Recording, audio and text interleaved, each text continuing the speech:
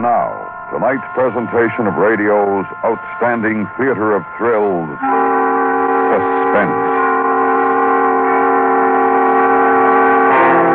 Tonight, we bring you transcribed a story of what might have happened in the famous Lizzie Borden case. We call it Goodbye, Miss Lizzie Borden. So now, starring Paula Winslowe, Virginia Gregg, and Irene Tedrow, here is tonight's suspense play, Goodbye, Miss Lizzie Borden.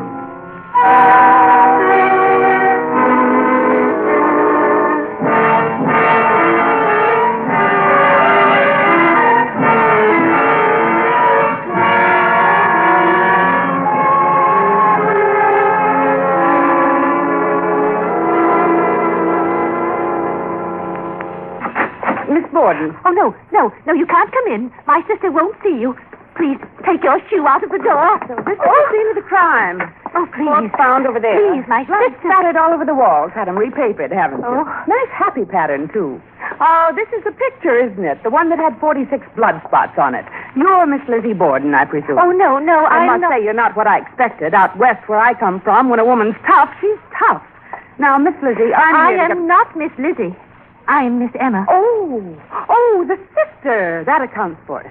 Well, Miss Emma, this is the anniversary of the 2nd Street murders, isn't it?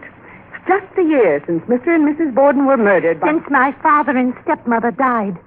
We don't talk about it. I missed your sister's trial. Some old girl, I heard. She was acquitted.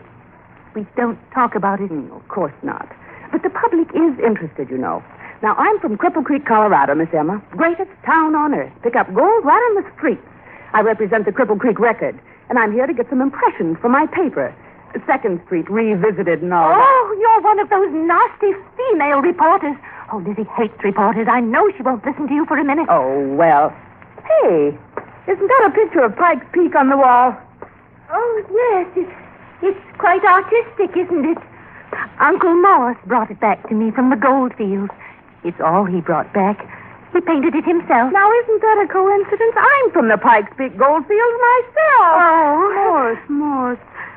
Is your Uncle Morris an old codger, 60-ish maybe? A droopy mustache. That's it, a droopy mustache and a sort of... Tall and thin. Oh, my goodness. Do you know Uncle Morris? I should say I do. I knew him well in Cripple Creek. How is the old coyote? Put her there, Miss Emma. Any niece of old man Morris is a friend of mine. Oh, how do you do? Won't you sit down, Miss... Nellie Cutts. You just call me Nellie.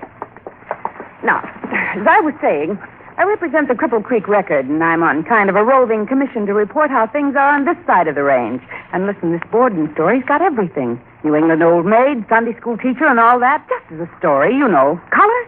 She ups and kills half the family with an axe. Interview with Miss Lizzie Borden a year after. Great stuff. They eat it up in Cripple Creek. She won't see you. Lizzie won't see you. I know that. Well, how about a word from you, the sister? How does it feel, Miss Emma, to live day in and day out within sight of the very bloodstains, as you might say? How does it feel to take meals with a woman who was tried for the crime? Oh, I've stood it as long as I can. That's why I'm going to Fairhaven. I can be alone in Fairhaven. Must have been pretty tough on the nerves this last year. I guess Miss Lizzie'd be difficult to live with, huh? Shh. She hears. She's always listening and spying. She never leaves me alone. Oh, dear, I mustn't miss the 3:37. What time is it? You won't miss it. It's only 1:15. Oh, my watch says 10. No, I set mine at the station. Just a... Borden took an axe and gave her mother 40 whacks. Oh. And when she saw what she had done, she gave her father 41. Lizzie Borden. Go away, you naughty child. Go away. What was that? She gave her father 41. Oh, how did it begin? She gave her father 41. This is a classic. Lizzie Borden took an axe and gave her... Please don't. She hears every word you say down here. Her room is right up there. Right up there. But she wasn't up there when her father was being murdered, was she? She was in the barn eating pears, she says. Now, Miss Emma, just sit down a minute, please. Is it true that on the morning of the murder, the breakfast consisted of bananas, cookies, and cold mutton soup? I don't know. I wasn't here. I was at Fairhaven. Cold mutton soup in August. No wonder somebody committed murder. Well, now, Miss Emma, your stepmother was found upstairs with her head battered in with an axe. That's right. And your father's body was on the sofa here, like this. Oh, don't! Miss Lizzie spread the alarm. The front door was triple locked, and Miss Lizzie was watching the side door, so she says. She was watching from the upper barn window, just standing there, eating a pear and looking out, she says. How could anyone outside have done it? How could they escape right under her eyes if Miss Lizzie wasn't lying? My sister was acquitted. It beats me how they acquitted her. Blood. Blood. Whoever did it was covered with blood. Well, what about it? Everybody saw Lizzie within 10 minutes of the crime, and she hadn't a spot of blood on her. The biggest professors at Harvard tried to find blood on her clothes. There wasn't any. That's why they had to acquit her. Tell me, Miss Emma, did you look carefully at Miss Lizzie to see if there was any blood on her hair, perhaps, or her shoes? Certainly not my own sister. Besides, I didn't see Lizzie till I got back from Fairhaven that night. Maybe she used an apron. One of those big coveralls. They never found one. Easy enough to hide a thing like that in your own house. They never found the axe either, did they? No. They never found the axe. I often wondered where it got to. They searched the house? Yes. They searched. They took up the carpet, didn't they? Did they search the chimney? Of course they did. Did they open the flue? No. We wouldn't have them tearing up the house. I'd tear it up. Loose brick here. Wouldn't be hard. Oh, Lizzie wouldn't have it. Everything's Lizzie's now. Lizzie's and mine. Miss Emma, excuse me, but is there any insanity in your family? Certainly not. That's the first thing they started asking. Oh, they asked ever so many questions about Uncle Morse. Good old Uncle Morse. He arrived for a visit, didn't he? Just the day before the murders. Yes, and they were awful about Uncle Morse. They kept asking people if he was quite right in the head. Just because he doesn't work steady any place, but sort of drifts around. Oh, it made me terribly angry. Uncle Morse is as sane as I am. Where was he the morning of the murders? Visiting around. He had a perfect alibi. It was just humiliating the way they snooped around about everybody. Where was Uncle Morse? Where was I? Miss Emma, tell me about the kitten. Oh, They say the kitten was found down in the cellar. Dead. It had been killed with an axe. oh. The kitten. The kitten was the hardest. I cried for a week. It brought on my neuralgia. I like kittens. Lizzie never cried at all. It was Lizzie's kitten. She's a hard woman. Yes. Well, now, Miss Emma, let's get back to the fatal day. Mrs. Borden is lying in her blood upstairs. The servant is downstairs. She hears Mr. Borden at the front door trying to get in. She goes to let him in. She finds the door is triple locked. She lets him in, and upstairs on the landing, she hears a horrible, gloating laugh. The murderer is standing up there, Miss Emma. And as she sees her second victim walk into her trap, she laughs. It wasn't Lizzie. Lizzie was downstairs. She changed her story. First she said she was downstairs, then upstairs. She was lying then. Well, in comes Mr. Borden and lies down for a nap right here on the sofa. The murderer covers herself with something and creeps up on the old man with an axe from behind, like this, and brings down the axe again and again. No. Was it Miss Lizzie? Was it? No, it wasn't Lizzie. It wasn't. Emma. Oh. You talk too much, Emma. Lizzie, this lady's an old friend of Uncle Morse. You're going to miss your train, Emma. Oh, yes, Lizzie. Oh, dear, perhaps I should have called a cab, but it's only a step from here. Goodbye, Lizzie. Goodbye. Emma, Yes? you forgot your gloves. Oh, so I did. Oh, thank you, Lizzie. Goodbye. Goodbye, Miss.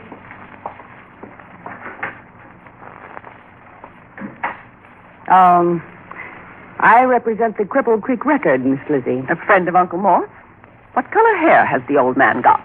Gray. Bald as an egg. Good day, miss. But, Miss Borden, my paper wants an interview. I don't give interviews. Just one question, Miss Lizzie. The blood-stained apron, where did it get to? I have nothing to say. And the bloody axe. Why wasn't the chimney back searched? Good day, miss. If you just say a word for my paper.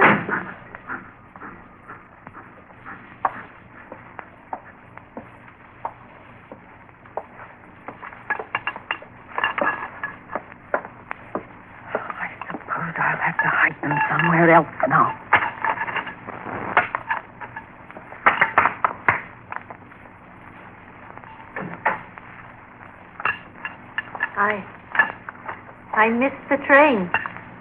You can catch the next one. Lizzie, your apron and the axe. That's where they were all the time. Lock the door, Emma.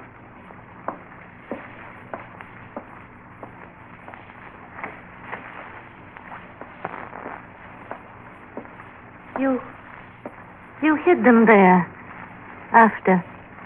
Yes. I was afraid Maggie would come down any minute. I hid them in the flue. I always wondered where they got to. I wondered how they could search and search and never find them. Father kept money behind that brick. He never knew I knew. And once he was dead, nobody knew about it but me. Why did you do it? There's a way, isn't there, to tell who's been handling a weapon? I don't know. You've always been the clever one. I don't see any marks. I don't either, but they say the police can. A Frenchman wrote a book about it. Besides, you bought the axe in Fairhaven. It has the store mark etched on the head. Why, Lizzie, you knew all the time. I saw you. I saw you from the barn window. You came out the side door and stood looking around.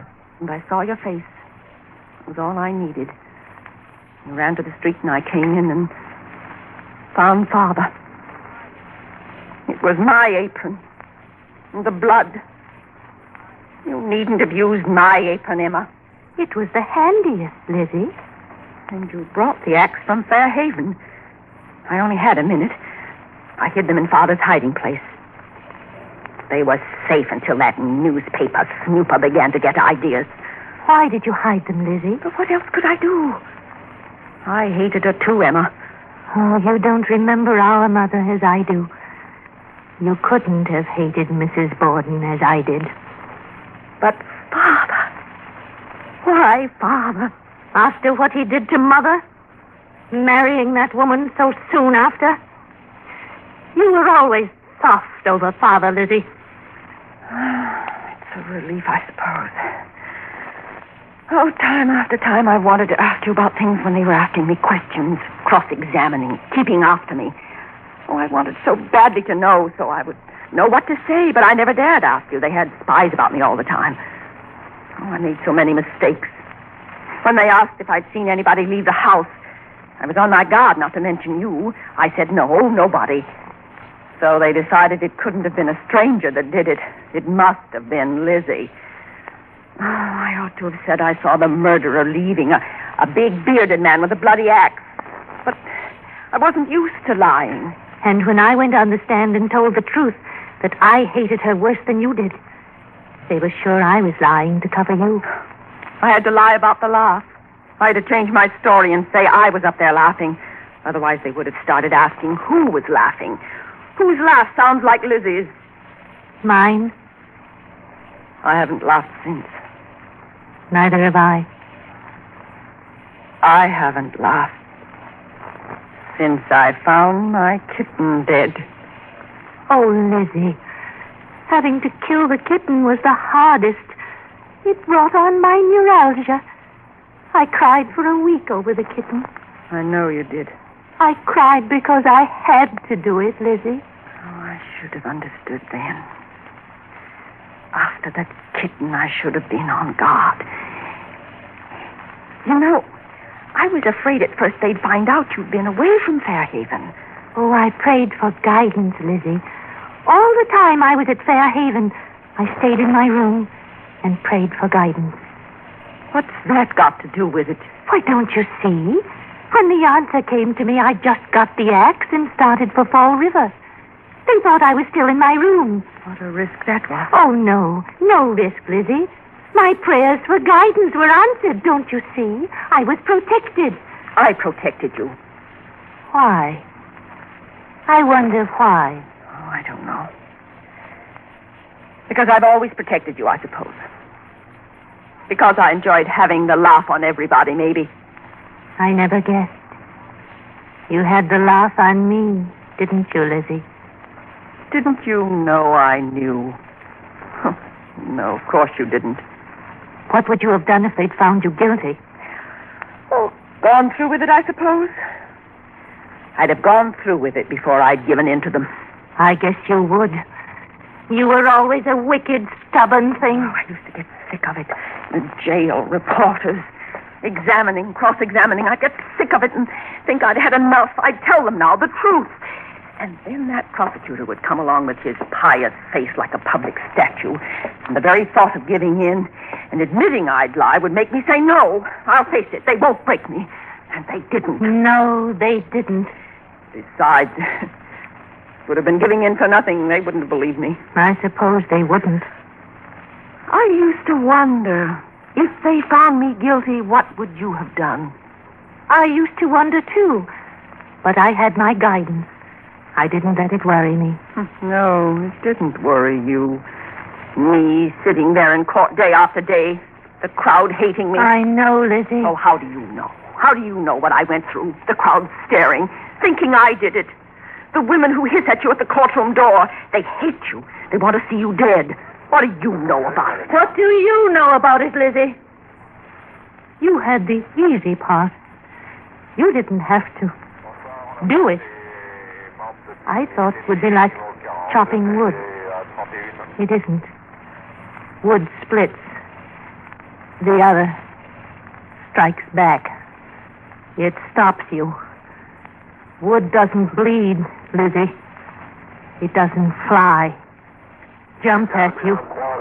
The air filled with it. I saw the wall. You don't know. You don't know anything. You didn't have to do it.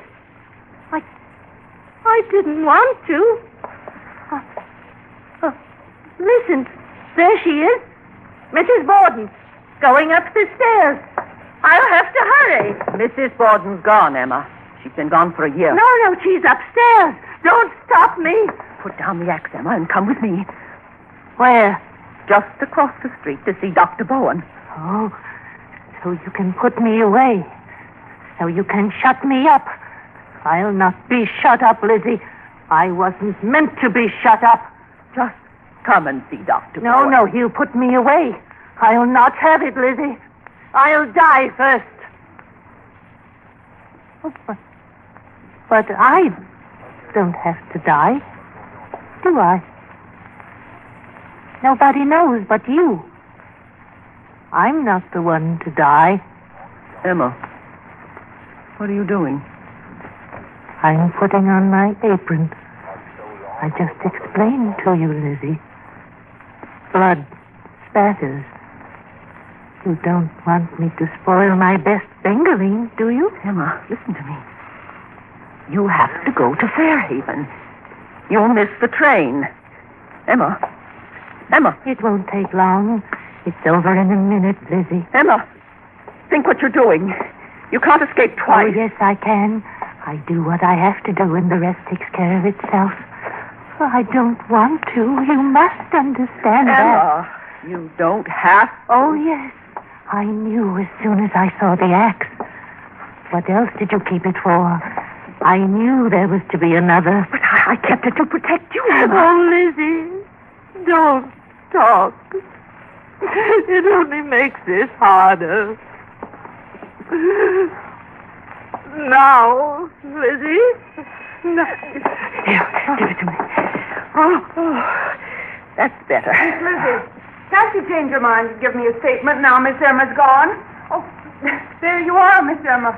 You missed the train after all. You don't have to talk through the window, miss. Take that thing off, Emma, and open the front door. Well, good for you, Miss Lizzie.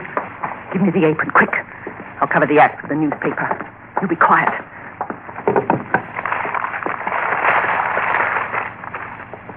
Now, open the door.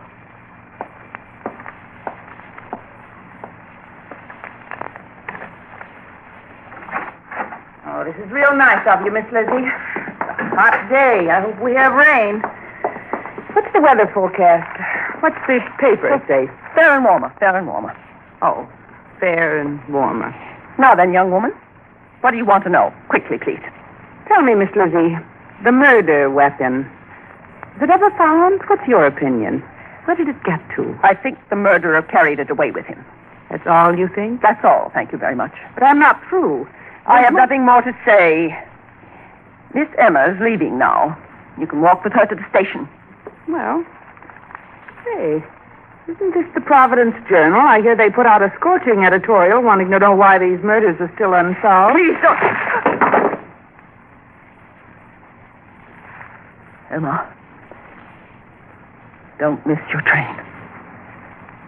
Come along.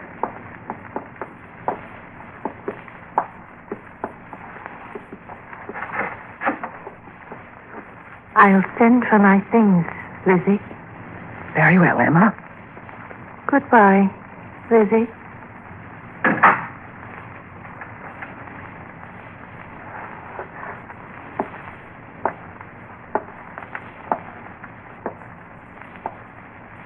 Isn't she coming back? What did you say? Isn't she coming back? No. She isn't coming back. So that's the axe.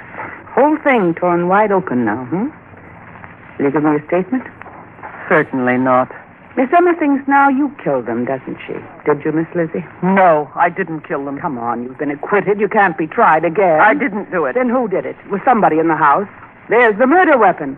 If you didn't do it, who did? Maggie? Miss Emma? Miss Emma, that's it, Miss Emma Borden. Why didn't I say it before? Stop talking rubbish, young woman. I'll make a statement for you. I did it. You killed them? You killed them both with the axe? Yes. Why? Why did you? I don't like cold mutton soup. What a scoop. It isn't a scoop. Why not? It isn't a scoop if you can't print it, and I'll sue you if you print it. I've been acquitted in open court, my girl. I'm innocent, and don't you forget it. You print a word and I'll sue. I've got $250,000 and I'll spend every cent of it defending my good name. Good name. Everybody in Fall River knows you did it. You just admitted it yourself. Never mind what I admitted. Just you keep your tongue between your teeth. You're not going to print that story so you can tear up those notes of yours. I certainly will not tear it up. I have a duty to my paper. I said tear it up. You wouldn't. Tear it up. Of course, Miss Lizzie. I'm glad to oblige you. You can put down the axe. Thank you, Miss Lizzie, for your time. I'm just going. Go on. Open the door. Go on. Yes. Yes, of course. Thank you again. No wonder Miss Emma isn't coming back. Goodbye, Miss Lizzie.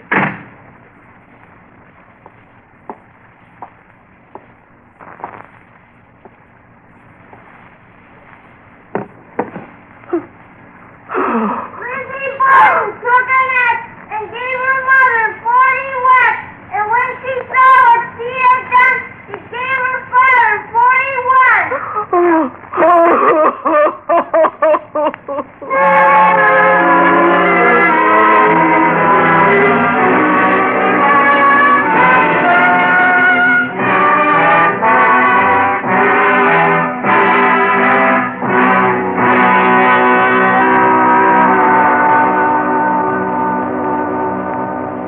Suspense, in which Irene Tedrow, Paula Winslowe, and Virginia Gregg starred in tonight's presentation of Goodbye, Miss Lizzie Borden.